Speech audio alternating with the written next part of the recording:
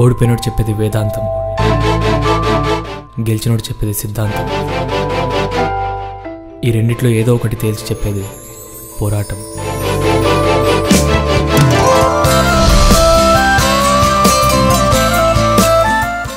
కొంతమందికి పోరాటం అంటే యుద్ధం గుర్తుకొస్తుంది, కొందరికి ఒక ఆటగాడి శ్రమ గుర్తుకొస్తుంది, ఇంకొందరికి వికలాంగుడి జీవితం గుర్తొస్తుంది.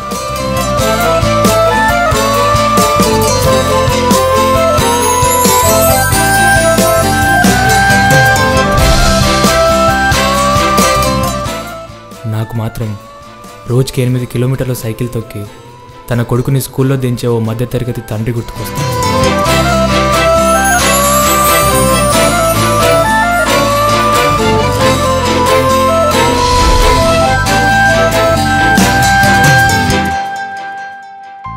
నాన్న అంటే కేవలం ఒక పిలుపు కాదు, నాన్న అంటే బాధ్యతలను మోస్తున్న బాధ్యత.